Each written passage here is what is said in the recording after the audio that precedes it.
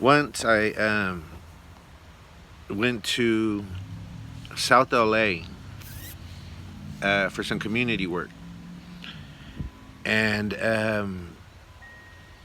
I went to Baldwin Hills as part of that, and to the jungles. That was pretty interesting. In the jungles, we went to this little recreation center there in the center of them, and we were there for maybe like 5 minutes. And some young brother pulled up in a fat ass Mercedes to, ask him what we were doing. We told him, he was cool with it, left, and then we talked to the people at the park about doing something there.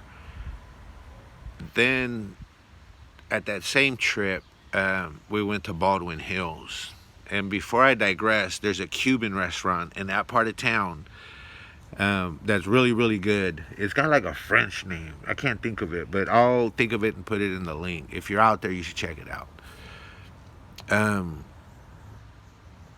so when I went to Baldwin Hills, I was really taken aback because here in Sacramento, one of the wealthiest neighborhoods, at least that I was aware of, there might be more wealthier ones that I'm unaware of, but was the Fabulous 40s.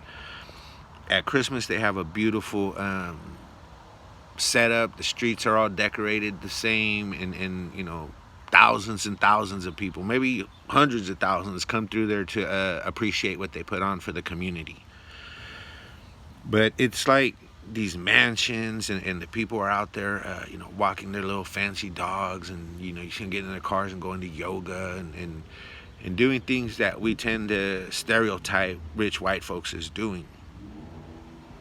And so when I got to Baldwin Hills, I saw the same thing, but it was black folks. It was same size houses, same fancy cars in the driveways, coffee shops. The whole nine of the wealthiest white neighborhood here was there, but it was black folks.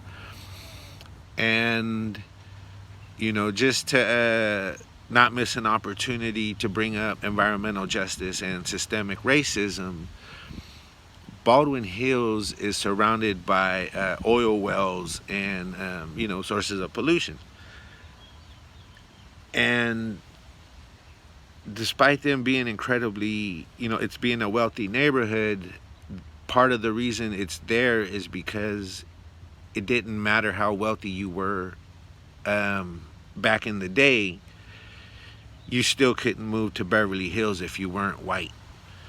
There were these housing covenants and redlining, and so that led to people of color being put next to, pollution sources. But the point is just to highlight how, people see people and they think of them just one way, and really there's these whole major differences amongst the same ethnicities. And it's not just with black folks, it's with all of us. And so amongst those communities themselves, they probably have differences, like, some are Democrats, some are Republicans, etc. And so I think when people are trying to wage these political or philosophical battles and wars, it's important to know their enemy and themselves. And for me, that means understanding the real sources of systemic racism. Not a shallow argument about another race and how they got it and we don't, to further incite the disgruntled raza that look to me to because I made it a little bit better than them or something. I don't know what it is, but and systemic racism is not addressed on YouTube amongst other content creators. It's addressed in city council meetings, board of supervisor meetings, legislative budget hearings, um, state agency board hearings, and public processes. There's opportunities for public comment throughout all those. You can go to a legislative budget hearing or watch it and submit a public comment. You can call out poverty pimping, to the people that make the laws. And I just don't see that capacity with the types of discussions that are happening. If you wrote a public comment letter and said all the blacks are taking this and then Tiger did this, I mean, they're gonna look at you like, okay, thank you, and really disregard you. And even if you made a really good argument, they might disregard you. But at least if you make a really good argument and propose a solution, you can hope they'll steal your idea and then get a lot of glory for it. But in the end, the community still benefited. I don't think I've seen any benefit from the bluster and chest thumping on YouTube.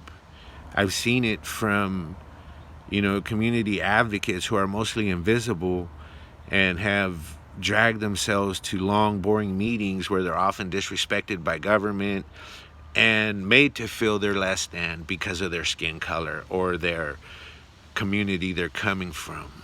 Made to feel like they don't matter, like they're not smart. And yet they persist for 5, 10, 15 years just to get one project done. And that brings a benefit to the community. That's something tangible. That's a park that kids can go play at that they didn't have before. I mean, I don't know what the fuck these other conversations lead to and what comes of it, except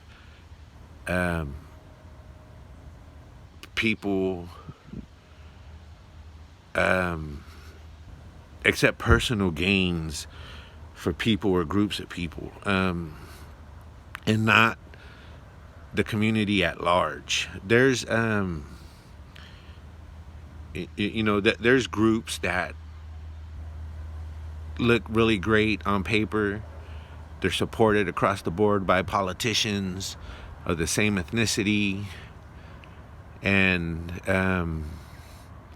the truth be told, they really don't have a connection to the community. Not a deep connection. They're looking up. They're not looking to their beside them.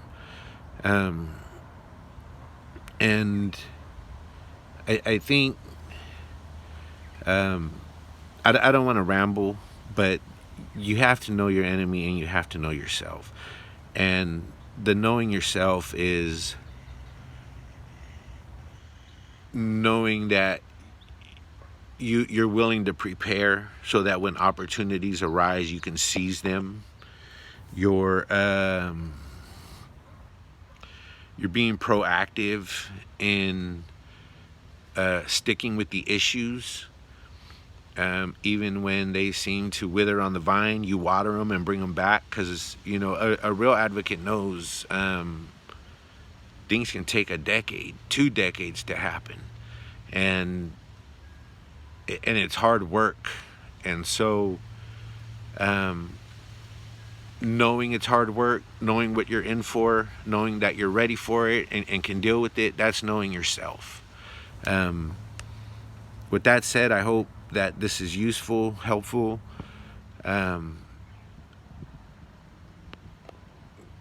Later. Have a good one.